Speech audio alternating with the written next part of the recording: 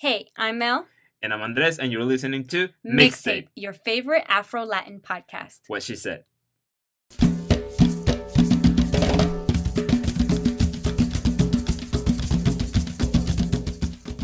It is important to celebrate what is happening with Bomba today, but without forgetting the origin and who were and who are the Bomba elders.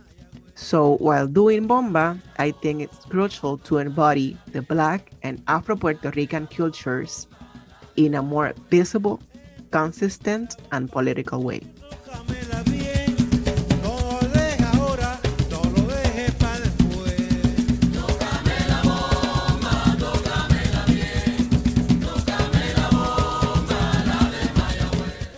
Today's track title is inspired by the song Tócame la bomba, Play Bomba to Me, by Felix Alduen.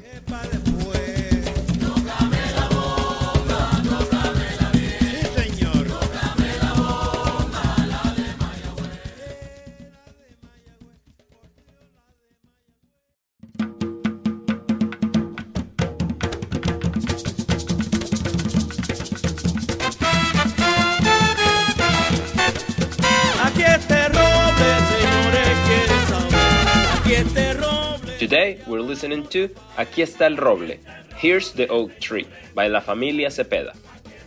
The Cepeda family is in reality a multi-generational endeavor devoted to the promotion and preservation of the two most known expressions of Afro-Puerto Rican music and dance, bomba and plena. The patriarch of the Cepeda family and the subject of this song, Rafael Cepeda Atiles, was born in Puerta Tierra in 1908 in Santurce, Puerto Rico, an area originally named San Mateo de Cangrejos. Immersed in the bomba culture since birth, Rafael became a widely recognized folklorist, composer, musician, and dancer. He composed a myriad of songs in bomba and in plena, many of them used by the likes of Cortijo y su Combo, El Gran Combo, and Machito and his Afro-Cubans. Rafael Cepeda, also known as the patriarch of bomba, married Caridad Brenes in 1922, who would become herself a recognized dancer, choreographer, and costume designer. Caridad and Rafael had 12 children who they all immersed in the Afro-Puerto Rican traditions and with whom they cemented the cultural legacy of the family, making them the maximum exponents of the bomba cangrejera. Today's song, Aquí está el roble, pays homage to Rafael Cepeda, who was also known as the Roble Mayor, the main oak tree. The song celebrates his efforts preserving and promoting these two separate and very important expressions of Afro-Puerto Rican culture, bomba and plena. The Cepeda family sings, Aquí está el roble, señores, ¿quieren saber? Aquí está el roble, se llama Don Rafael. Here's the oak tree, gentlemen, in case you want to know. Here's the oak tree, gentlemen, his name is Don Rafael. The Cepeda family continues. Que suenen ya los tambores, África vive con él, protegiendo mi cultura como le gustaba a él. Let the drums sound, Africa lives with him, protecting my culture as he liked to do. What a treasure the Cepeda family has been for the preservation of Afro-Puerto Rican culture. I'm sure we'll hear more about the family today. Welcome to track number 9 of our second season, Tócame la bomba, Play Bomba to Me. This is Mixtape. Que suenen cuasi maracas, eso se lo digo usted. Aquí este roble se llama Don Rafael. Aquí este roble, señores, quieren saber. Aquí este roble se llama Don Rafael. Welcome to the Mixtape podcast and Feliz Año Nuevo.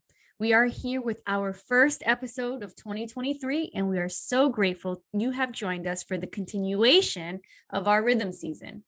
I'm your host, Mel, and I'm joining you from my new city, Fairfax, Virginia, in the DMV area of the United States. How you dare leave us, Melissa? That was very sad, but muy feliz año, mi gente. I'm your other host, Andres, and for now, I'm still in the Triangle area, still in North Carolina, ready to talk about one more incredible Afro-Latin rhythm. And I will say that if you hear my voice being a little weird, it's because I'm a little sick, but, bear with it. It'll be okay. Wishing healing for Andres. Thank you. If you are a regular listener, we are so happy to have you listening in today. If you're listening for the first time, you should know that in this season, season 2, we explore different Afro-Latin and African rhythms we encounter while social dancing. In one episode, we discussed the rhythm, and in the subsequent Were You Listening episode, we feature a song associated with the rhythm. Yeah, we discuss the history of the rhythm as well as the dance, the movement associated with it, and we also discuss how we can continue to center and recognize its Black roots. Our season so far has consisted of Afro-Latin rhythms, including samba, the complex of Afro-Cuban rhythms, the blend of rhythms known as salsa, bachata, merengue, the African rhythm kizomba, cumbia, and reggaeton. We spent 2022 digging really deep into the cumbia and reggaeton rhythms, so you're going to want to check those episodes out. For this episode, we are focusing on a rhythm that will have you playing music with your body. The rhythm we are talking about today is Bomba. Oí una voz, oí una voz, oí una voz divina del cielo que me llamó. Oí una voz, oí una voz. So our Bomba episode was actually encouraged by Andres. Tell us why you thought Bomba would be a good rhythm to explore. Well, for me, the idea of creating music with your movement as a dancer in Bomba was just so enticing, I had to recommend it. And of course, I knew I could convince you because, you're New Rican and all that. I remember learning a little bit of Bomba for performance with my former folkloric dance company, Grupo Atlántico. Shout out to Carmencita, la directora. And that conversation with the drummer trying to interpret your movement was just magical. So here we are, about to talk about this wonderful rhythm. Well, I'm so glad you've recommended it. In preparation for this episode, we did a ton of reading that you will be able to find on the resources tab of our website. We met with incredible guests you'll be able to learn from in this episode. And I actually took a bomba percussion and dance class right here in the DMV area with Semilla Cultural. After listening to today's episode, it's our hope that you will find a local group where you too can engage with the bomba rhythm. Yes, and it's my hope that Melissa will record a Bomba video and will share it with us. So help me convince her. Feel free to send her encouraging messages about it. Just a thought, putting it out there. Thank you, Andres. Our first guest is Dr. Sarah Bruno. Sarah is currently a postdoc of Latinx Studies in Arts, Cultures, and Religions at Rice University. She received her PhD in Cultural Anthropology from the University of Wisconsin-Madison. We asked Sarah to walk us through a history of the bomba rhythm. I would say like a definite history is difficult. I want to be careful with saying what I assume to be the history because everyone has their own type of oral tradition. Because I think something that's also particular to bomba, but also typical of these drum-based oral-based traditions is that whoever your elders are, that is your own like citational practice. The way I understand the roots of bomba is definitely being from enslaved Africans brought over and coalescing their own drumming practices into one that is unique in Puerto Rico, but also resembles dances in Haiti. So once the Haitian Revolution happens and French plantation owners are panicked and trying to leave Haiti, and also some of the French islands, they're moving to like Anglophone islands, they're moving to Spanish islands, and the west coast of Puerto Rico, which faces like a lot of the French Francophone Caribbean, Mayagüez, you start to see Mayagüez develop its own distinct rhythm called Hollandais. And Hollandais dance moves, like the grammar of movement, is very much similar to that you would find in like Guoca, in Guadeloupe, or in Martinique. So you start to see this history that isn't necessarily in like a textbook, but it's marked and ingrained on the body. You start to see a history that's kind of spoken, that's sonic. And again, it isn't necessarily written in a textbook, but textbook wise, if I were to be like, this is the history of bomba, bomba is first mentioned in a book that actually it isn't even written by a Puerto Rican, right? It's written by a French botanist who is sent to Puerto Rico to kind of survey the land and the colonial project. And this is why you'll always hear Bomba y plena. So a French botanist comes, not even an ethnomusicologist. He's like, I'm surveying the flora of this archipelago. And I see these people dancing bomba y plena and bomba with hand drums and movement. And that's the first time we see bomba in the way we know it today, as a musical genre. But what he's describing is plena. That would be the historical point of bomba, right? So we begin to see bomba kind of bring enslaved folks together. It reminds them of home. It reminds them of a before. And some of the writings, early historical writings, name bomba as a bozal sound, B-O-Z-A-L, sometimes B-O-Z-A-L-E-S. And that means African, pre-colonization, natural de Africa, right, is what they would say in census records, enslaved folks who were born in Africa. So it was untranslatable, basically. It was illegible. And because it was illegible and they start to see it gain popularity, gather folks around, it's threatening to the planter class, right, to the colonizer type of vibe, the elites.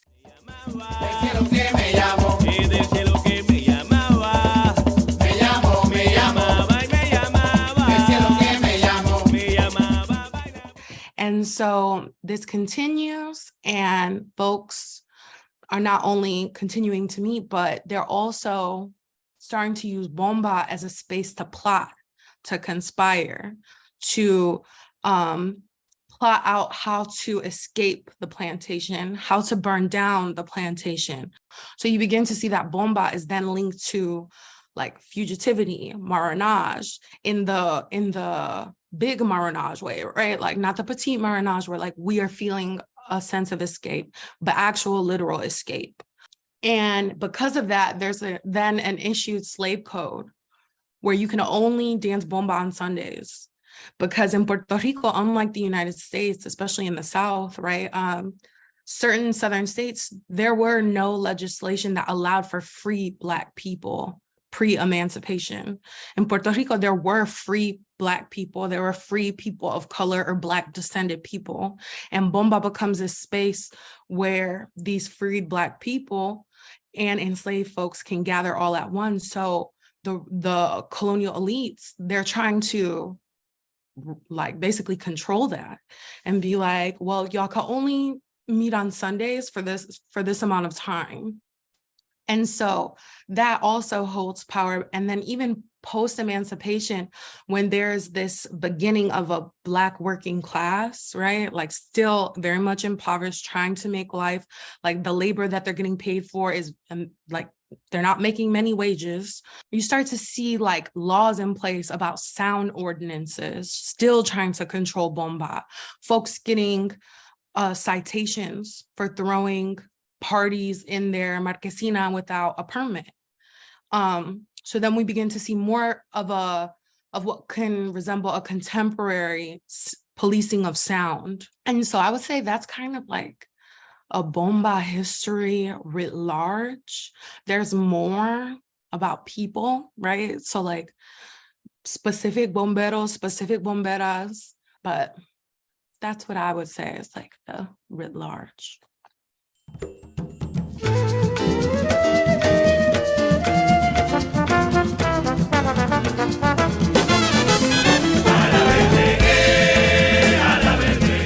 We also met with Marién Torres López, the manager and director of Taller Tambuyé, a professor at the dance department at Universidad Sagrado Corazón, a folklorist, dancer, musician, choreographer, singer, and cultural events manager. Marién is busy, but she was kind to spend some time with us. As we prepare for the episode, we'll learn about the contribution of the Cepeda family, especially Caridad Brenes de Cepeda. Why are Caridad and the Cepeda family important in the development of bomba? Marién's answers are translated and read by Marisa Melchiorre. Caridad Brenes de Cepeda es una matriarca de la bomba. Caridad Cepeda is a Bomba matriarch. She's from the Cepeda family. She was the wife of Don Rafael Cepeda, the patriarch also of the Bomba Cangrejera. Doña Caridad stood out as a dancer, a very powerful dancer, a visibly black woman, an Afro-Boricua woman, with such expression, such power in her gaze, and in her dance. She, along with Don Rafa, both achieved wonderful things by exposing and making Puerto Rican bomba visible in spaces where it had never occurred before, a feat they achieved in their very difficult era. Thanks to people like her, we are dancing bomba today, and women are also assuming leadership roles. I didn't know Doña Caridad personally. When I entered the world of bomba, she was either very old or had already passed away. But her name and her presence are still in the batallas today. She is still present in that powerful female figure through her dance and through her community deeds as well. Because if something distinguishes the Cepeda family, who come from the Villa Palmeras de Cangrejos neighborhood, it is that it's a family that has dedicated their lives to conserving, protecting, and educating about Puerto Rican bomba for generations. We are talking about 11 generations possibly of dancers from the Cepeda family. The one who knows the least in that family, the one who performs the least, the one who is most disconnected from bomba, is still very good at bomba and is a person of knowledge. And Doña Caridad was a pillar of that, of keeping that history alive, of instilling that in her relatives, in her neighbors, and protecting and perpetuating the practice of bomba. For all the women that dance bomba, figures like Doña Caridad and like many other women are our pillar. If these women had not existed, we would not be here.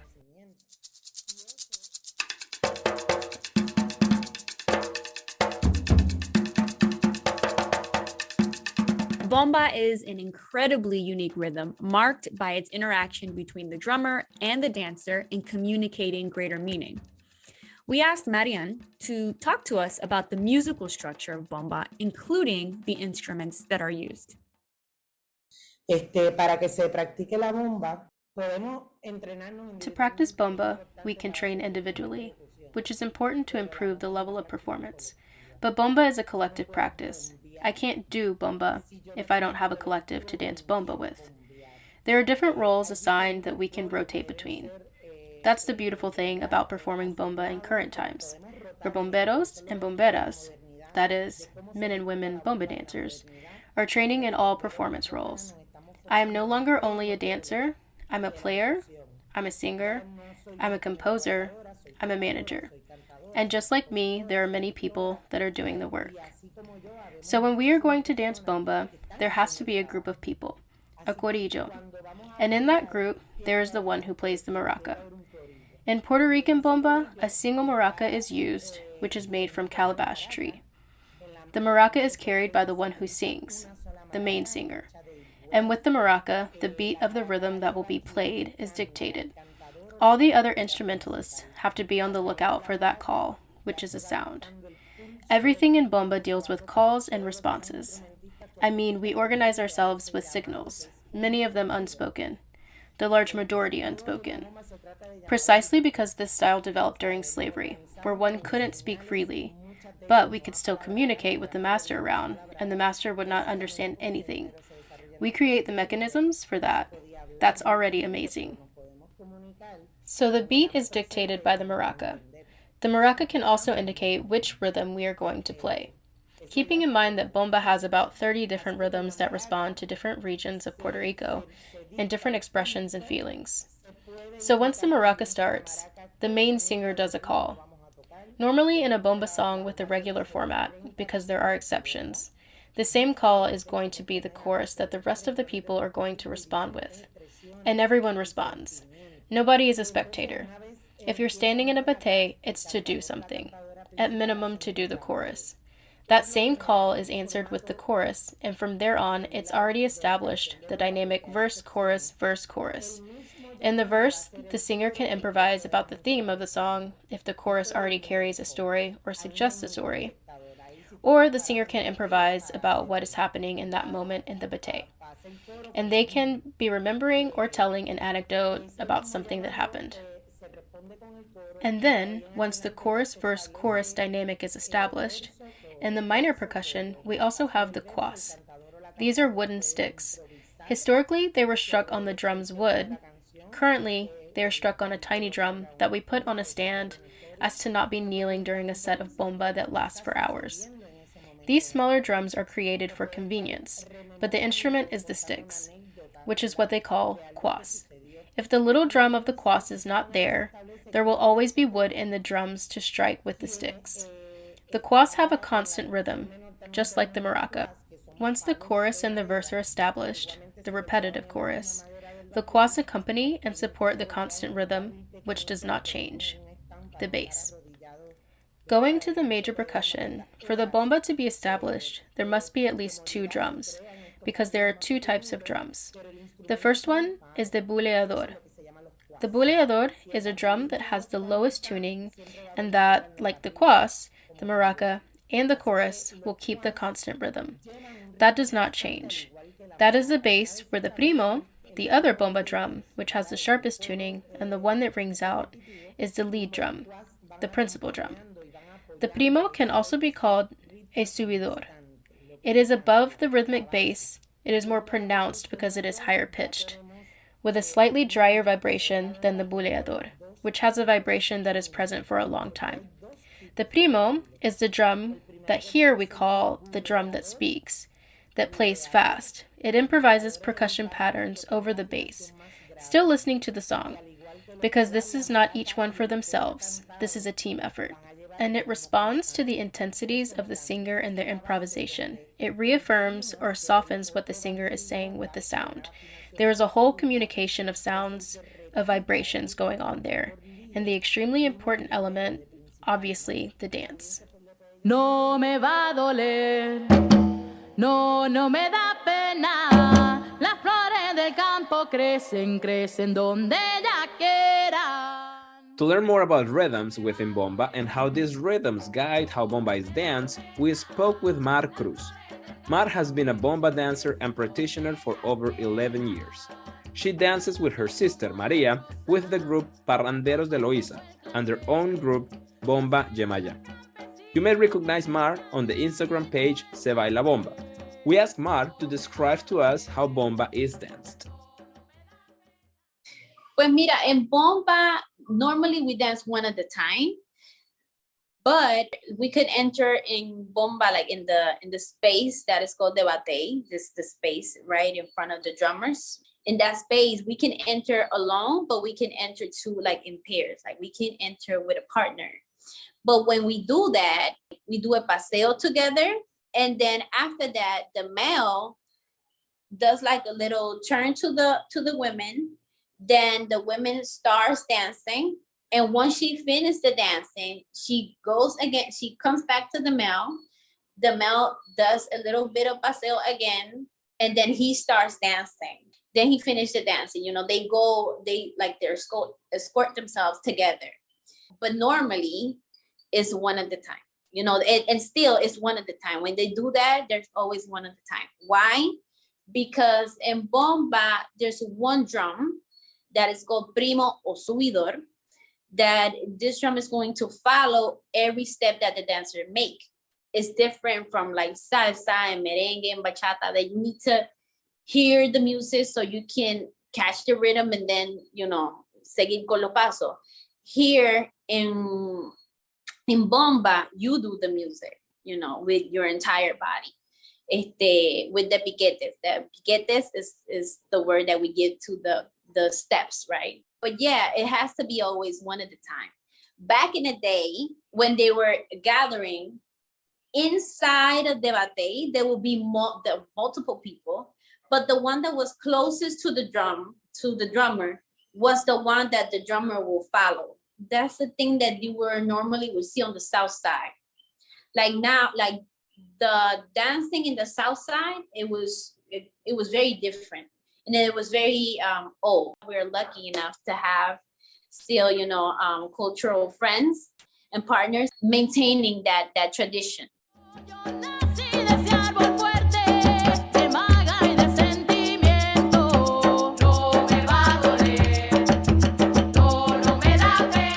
What would you say are the principal or the main steps in bomba? And what are the main elements of the movement within popular bomba rhythms? Okay, so every rhythm has their own step. Like in bomba, there are multiple rhythms of bomba, or seis de bomba, that's how it's called as well. Every rhythm has their own unique step, and every step has their own unique, como se dice, like energy and spirit to it. For example, we got sika.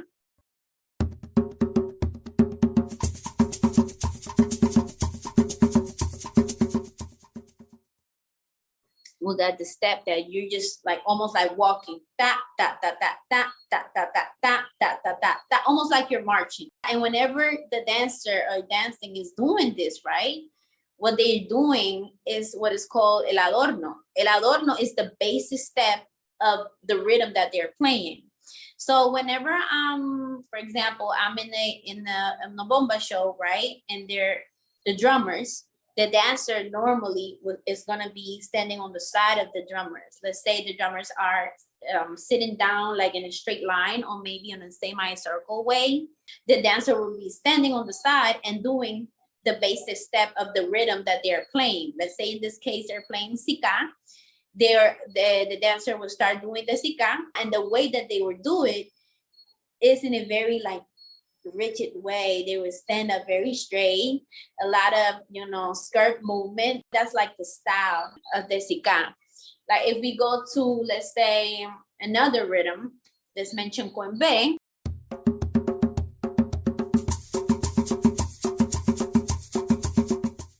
Now this kwembe is like, the step is almost like the same as the sika, but you, instead of stepping forward, like you're marching forward, you're gonna mark back.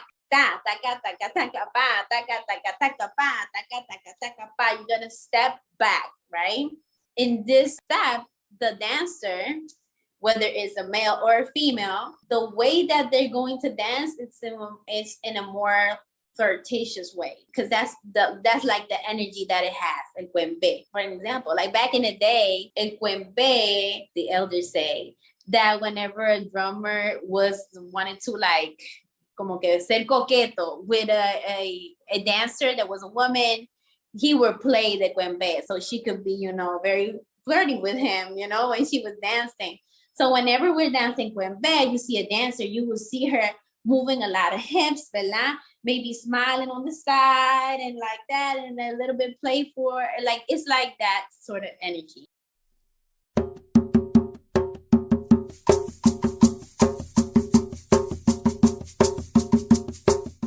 The yuba is more like it is more serious. It's a more serious type of music, type of rhythm. The dancer, you don't see her like or see him like smiling. You're not supposed to smile when you're dancing a yuba, because this type of rhythm is more for like cuando una persona fallece. Normally they will play yuba or un belén. That belén is like como una variación del yuba, which es más lento todavía. And that rhythm, you're supposed to be serious, right? Because you're that mooring is how you say another person. And this style is you dance very rigid as well, but like in a more serious note, And when you step to the side. The steps, instead of going forward or backward, maybe like in kwembe, this you're gonna step to the side and very rigid as well with the skirt. We got holandés.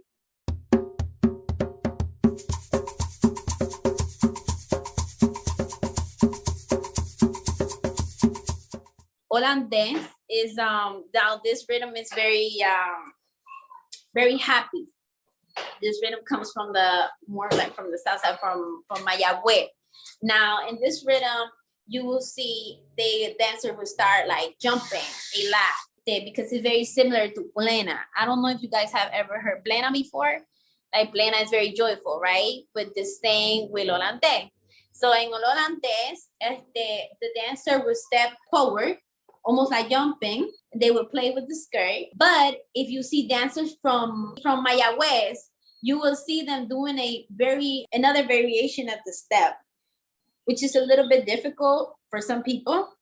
And the energy that has is like very joyful, very happy. So whenever you see a dancer dancing Hollandais, that's the energy that you can get, very happy. Now, if we go to the north side again and we go to Loíza, we got Say Corrido, which is the fastest rhythm of all.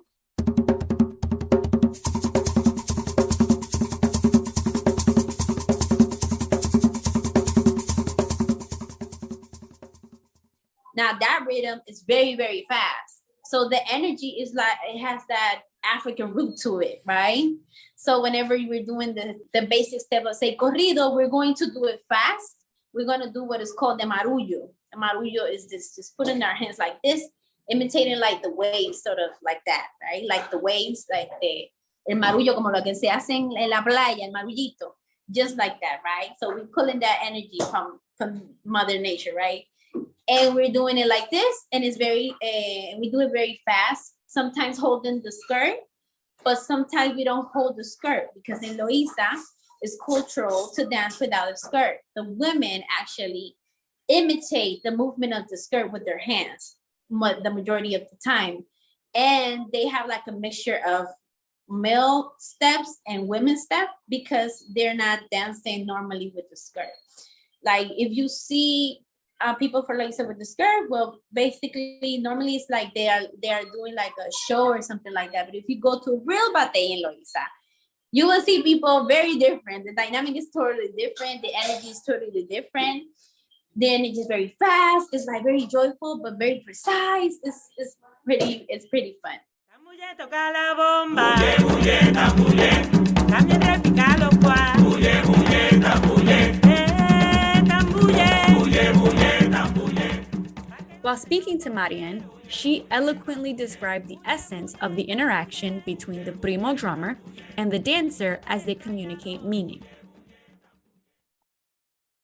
El primo no sabe lo que voy a hacer, pero The primo player doesn't know what I'm going to do, but he has to put sound to my movement. So the primo player is going to mark. He's going to be the translator, in sound, of the music that we dancers create with our bodies. The dancer is the one who creates the music that comes out of that drum. We are musicians through our bodies. But there is also a margin of interpretation of whoever plays the primo to achieve a musical precision of sound and coherence so that it sounds how it's supposed to. Those of us who dance train to be very precise with our movement, because I have to be as precise as someone who plays a guitar string. If you play it offbeat, it will sound bad. I have to be precise so that the primo player marks the sound that I'm asking him for at the moment that I'm asking him for it.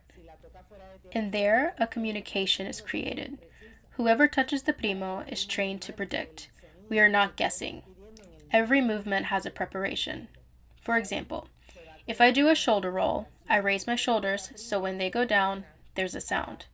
I throw my elbows back so when they return, there's a sound. So those of us who are playing the primo train ourselves in seeing the preparation of the movement, because I give it sound when the movement ends. This is not about guessing. This is training and strict discipline. And then that communication is created. That mutual understanding is created between the primo player and the dancer to create and contribute to the music that the others are giving you as a base.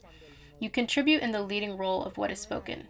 When the primo player is following a dancer like that, it sounds like what the dancer feels. It sounds like their identity.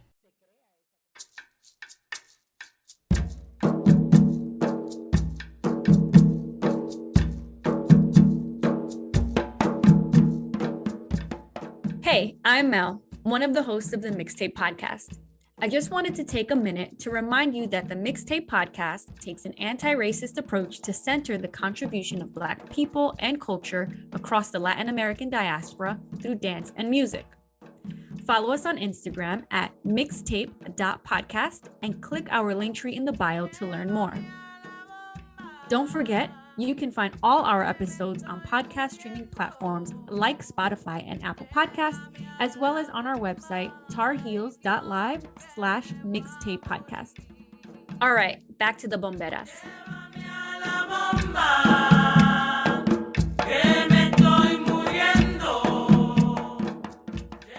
During our interview with Marién, she mentioned she had some opinions about Bomba's traditional wardrobe. We invited her to share those opinions with us. The Institute of Puerto Rican Culture, created in 1952, being a cultural branch of the government, develops a discourse of Puerto Rican identity. Before that, the Puerto Rican people did not have this definition that today everyone assumes as the official definition. Even I have struggled with this idea of identity that was proposed by the government because it was instilled in me from the time I was very small, to all of us. But before the creation of the Institute of Culture, that was not the definition of a Puerto Rican. It was a much broader idea because the Caribbean is diverse. The Caribbean has multiple histories. You can't generalize and say that there was a genocide, so we no longer have anything from the Taínos. You can't do that. You can't say that our Afro heritage is slavery. What's up with that? On the seal of the Institute of Culture, you see that the Afro figure is a man in shackles, an enslaved black man. That is not my heritage. My heritage is the free man that you enslaved. The discourse is very different. And they put the colonizer, the Spanish heritage, like the European one, with the metal helmet of a colonizing soldier who came in his war uniform, imposing. That is the official seal of the Institute of Puerto Rican Culture. Under the Institute of Puerto Rican Culture, this discourse was created, and to respond to that political propaganda of that historical moment, certain cultural expressions that respond to this discourse were chosen. Therefore, the Taíno heritage, since there was a genocide in the colonial imaginary, disappeared completely. We don't have anything from the Taínos other than the vessels and things that we see in a museum or batallas, indigenous batallas that were archaeologically rescued, but at the level of a live identity, we are also denied the Taíno heritage.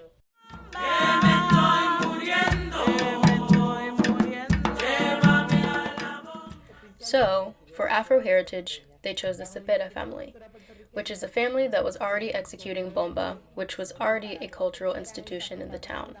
But then the government chooses the Cepeda family as a representative of that black cultural expression of our country. And the government chooses the Sanabria family, which is also a very important family within our cultural practice. Those people are experts of Puerto Rican country music, which is also traditional music from Puerto Rico. That's how they make the connection. Does it have strings? Well, then they connect it with the European heritage.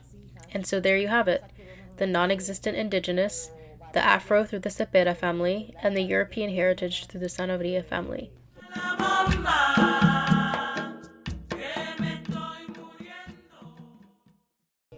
Ensembles are created, and a historical reference is taken of how women and people in general dressed in the time of slavery.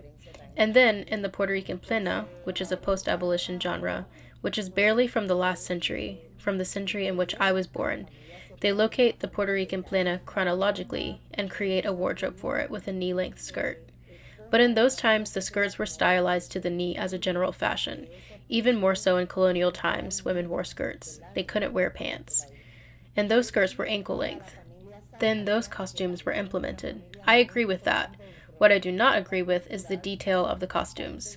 Because you find dancers with folkloric costume of an enslaved person, with Victorian-like lace with the apron in front of the belly, like a domestic slave from the southern states of the United States. And I reject that. First, because the person who helped design this wardrobe was a woman from the U.S. married to a Puerto Rican, who was part of the Institute of Culture. But she did not understand anything about Bomba or plena or anything about the Afro-Caribbean or indigenous culture of this country. And from her extremely privileged position as a person from the U.S., she designs, and the Institute of Culture accepts this design, of what will now be the folkloric wardrobe of the cultural expressions of the people. And those kinds of things are what stayed, instead of taking advantage of the symbol, the essence, where these traditional wardrobes come from before slavery, to pride yourself on freedom, not colonialism. Because then you are telling me that I am the daughter of slaves. You are not telling me that I am the daughter of people who were enslaved. You are telling me that my historical reference to Afro heritage is a slave with a shackle in his hand. What is that? That is not an identity that people can be proud of. That is why blackness is systematically denied. So those things are what I reject. I don't reject the use of the skirt, but I'll tell you one thing, if I don't have a bomba skirt on, I can dance bomba with my body. I don't need to put a skirt on to be able to execute bomba, because bomba is a tool of liberation that comes from the body, comes from the essence, comes from the feeling. It cannot come from, put this on so be free. No, no, no. I wear it if I want to wear it. The skirt is a tool, gives a visual effect to my performance. But I don't need to put on a bomba skirt to dance bomba, because I dance bomba with my body, and I move my body with the gendered language of the role I'm portraying. It's not like I'm changing anything. People have always practiced bomba in the clothes they wear every day. If at that time women dressed that way, well, they used the skirt that way, but we don't dress like that anymore. I wear it if I want, because it is a very eye-catchy ornament, very pretty, and I love to dance with a bomba skirt. But I also love feeling that I am capable of another expression that is still Puerto Rican bomba, but that does not tie me to a gender role. For example, there are women who don't want to dance in a skirt. Go ahead. There are men who want to dance in a skirt. Go ahead too, because you're being genuine to yourself, with your expression, with who you are, and that's what sparks bomba. So the wardrobe becomes a thing, for me, completely secondary in the execution of bomba. This is a point of debate among many sectors. Among people who carry out cultural practices, there are many perspectives and many ways. I will always be in favor of decolonization, and for me, certain details of that wardrobe considered traditional are part of the discourse that perpetuates colonialism in our psyche, so I reject them. Mama.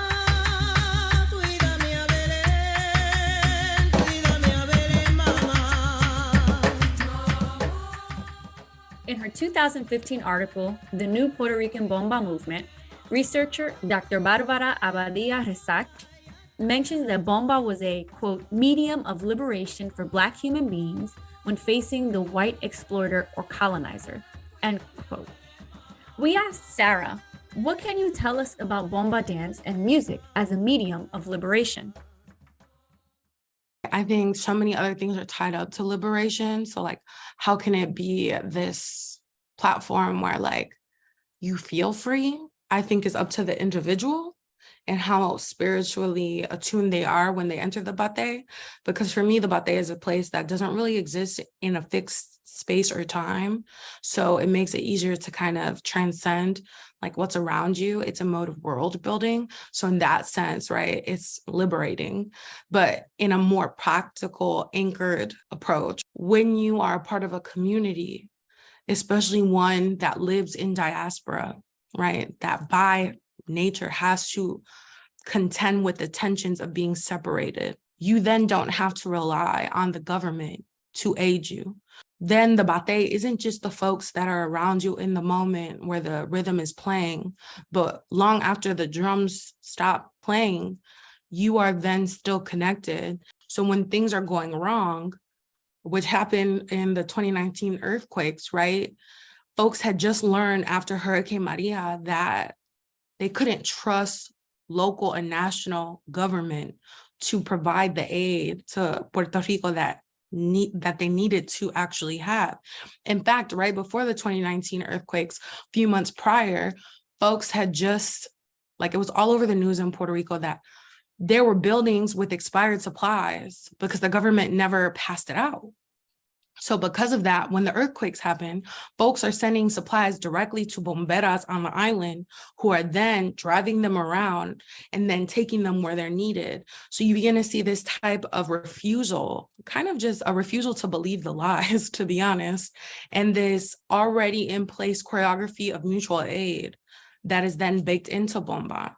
That's always been there though, right? So folks will talk about how like bomba throughout the times was a way for folks to build community, to come back together, to keep tradition, to kind of marry Black, right, within Puerto Rico, but also to gain wisdom from the elders, right, from the mayores. So I think that there's different senses of liberation, like there's different strategies, right? There's the idea of feeling free, and there's the idea of surviving, which when a place or an empire wants to kill you, that can be liberating to keep on living. There's also the idea of like just making space for joy in a place that's constantly trying to kill you. I think that bomba is a space that not only holds joy, but it also holds space for you to contend with your grief, with your anger.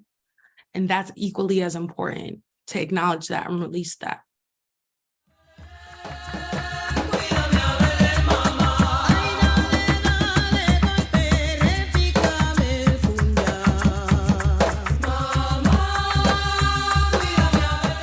Over the years, we have seen Bomba emerge alongside Black Lives Matter protests, as well as during the protests that led to former Puerto Rican Governor Ricardo Rosselló's resignation. We asked Sarah, is Bomba or can Bomba be political? I think Bomba is always political, even if you don't think you're a political person. Just by doing something that used to be illegal, you are engaging in a political act, even if you don't acknowledge it. So I think it's always political, actually, on a small scale, on a big scale. It could definitely be bigger. I think it's even political for folks who think they're not political. Like, I was in Bomba classes with some elderly folks, and they were dancing, and they're like, I just want to stay fit. I just saw this one day and it looked fun. Okay. But while you're in class, you're still getting schooled on what Bomba used to be. So whether or not you're like, I am a political person, I'm going to be radical, you are going to absorb something. And by practicing in that space, by giving money to ensure that that instructor can keep living, that school keeps going, you are being maybe like a passive political agent. I think it's all political, because even folks who are just trying to find themselves, right? Like, I've seen some gender creative folks come into the bate and be like, I want to dance with a falda. Okay, so then they do. That could be a great political, big, like a grand political gesture, but it could also just be a personal thing for them where they weren't trying to be a political agent. They were just trying to personally do what they wanted. I think that's freedom in itself too. Being in a class where in Puerto Rico, right, where femicide rates are high, domestic violences are high, violence against women is so like, it's one of the highest in the world. Being told by your instructor who's trying to teach you how to enter a bate and do piquetes with a falda, and she says, like, make sure your falda takes up as much space as it can, so that when you're in the space, no one else can enter and they can't take that space away from you. For young girls hearing that, that's important, you know? So yeah, I think it's political no matter what.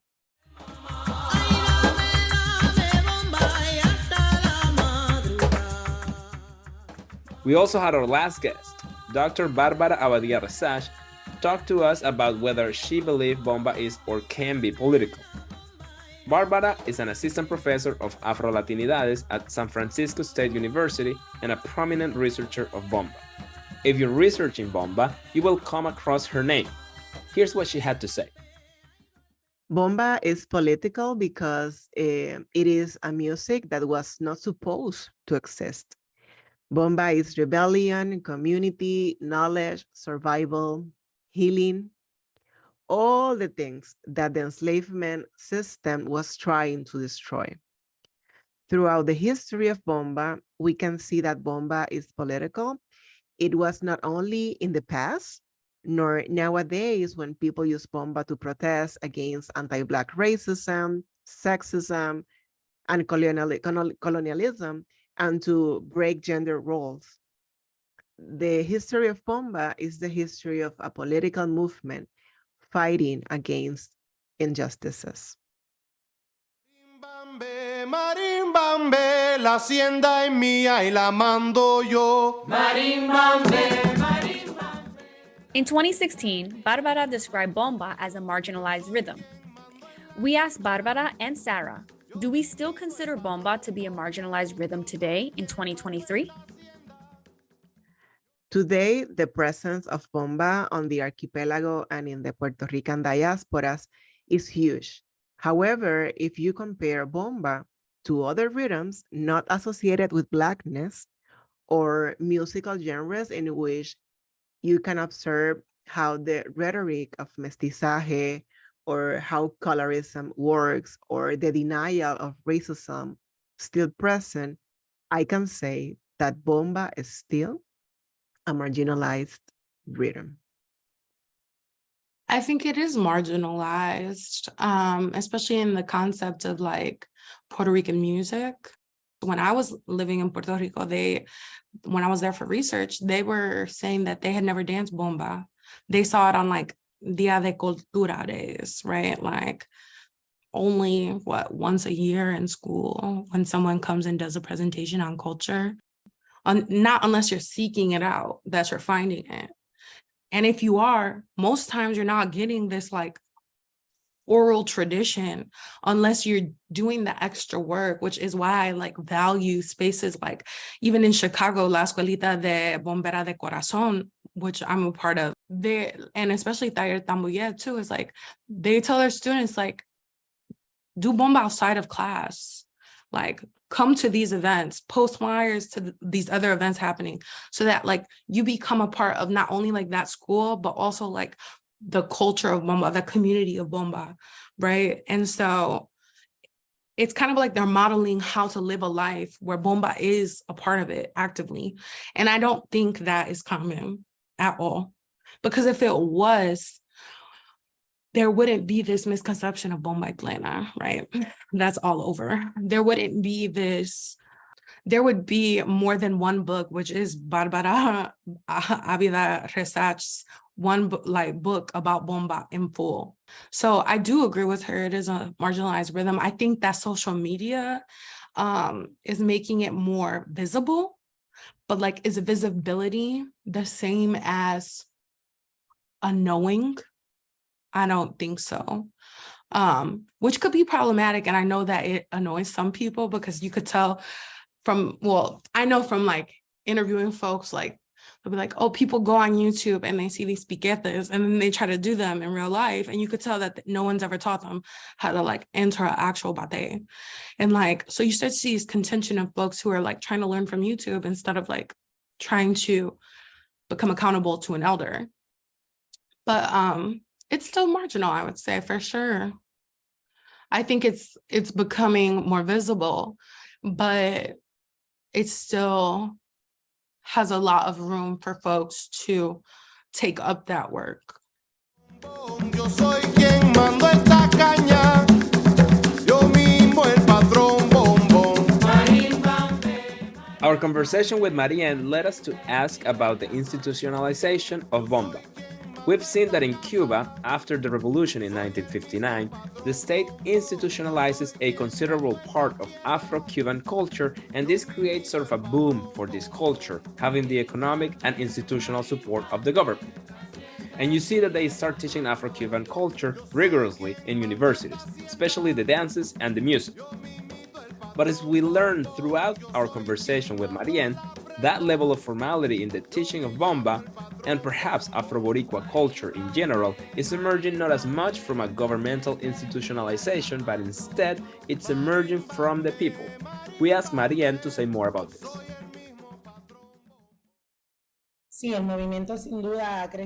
Yes, without a doubt, the movement has certainly grown exponentially. What's happened in the last 20 years is impressive. And after the crises that we have had with natural disasters, we had what happened in 2017, we had Hurricane Maria, and it was the communities with cultural roots that had the lowest mortality rate. The government completely ceased to exist here. Here, the people came and helped the people. And after that came the pandemic. I mean, since 2017, we have had a tough streak. I know that we are not the only country. All countries have had very hard situations, very tough. These are the situations that have happened to us. And all these events have served to reveal the reality of the colonization in our country.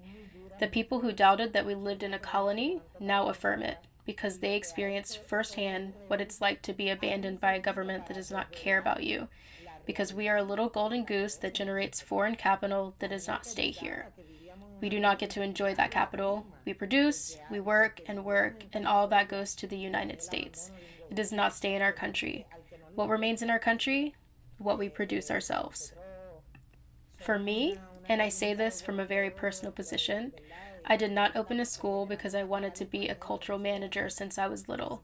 I opened a school because I saw the need for something that was not being met by the government, which should have provided it. or at least supported the cultural communities. I think it's wonderful that it comes from the people. It's genuine. I opened a school as a way of affirming that self-management is possible. And this work is 24/7 every day. I mean, I know it has been difficult for you to find me, but it's because we do not stop working. It's one thing after the other. I finish with you and I'm already off struggling to go clean a place to receive people to give a class. I mean, this is the hustle and bustle. And this is possible to the extent that more Boricuas, Afro-Boricuas, understand their real capacity to self-provide, everything here will change. And it's like what you said about the government. If the government doesn't get on the train will leave the government behind. I tell you, people call me and say, I want bomba in my business, or I want bomba in my wedding, I want bomba in my school, bring me a workshop so that the girls can learn to play the drum. That is the social work that a government must assume, but the cultural sectors are doing it. And we do it because we love what we do. If I didn't love this, I would be a slave to what I'm doing, but I love what I do, and that gives me a lot of power. Being able to work on what I love is the best advice I can give anyone. We are not going to stop, whether the government gets on in or not. We always keep going further. There are already many Bomba people who have become academics and have created courses in universities where Bomba is being talked about, studied, and practiced. And that is very important. This is only happening now. This has never happened before, not in this way, not this in depth. So we are on the right track. There are still many obstacles, but we keep going. There is no way to stop this anymore. No way.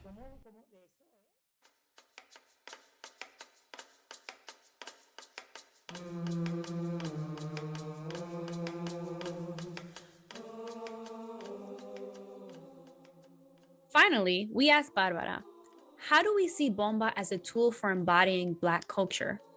Or more specifically, of course, Afro-Puerto Rican Black culture these days? Even though many bomberos and bomberas say that Bomba is culture, y se escucha muy bonito decir Bomba es cultura y es un espacio democrático, it's a democratic space, etc., we can't deny that Bomba is Blackness. Most people connect Bomba to negritud. Of course, all Puerto Ricans are afrodescendants. Todos los puertorriqueños son afrodescendientes, pero no todos son visiblemente negros.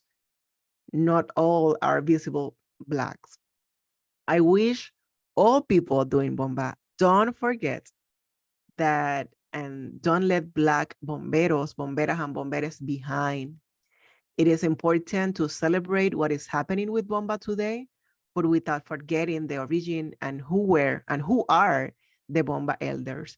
So while doing Bomba, I think it's crucial to embody the Black and Afro-Puerto Rican cultures in a more visible, consistent, and political way.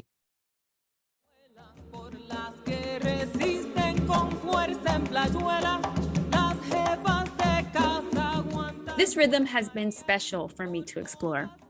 When my family moved from Puerto Rico to New York, they didn't bring with them, in a way that I was aware of, the Bomba rhythm. Bomba is a rhythm I've recently developed familiarity with, and with this episode, I was provided an opportunity to learn about the communal and healing power of this rhythm. As a mental health researcher, I'm inspired by the way Bomba models for us true community and expression.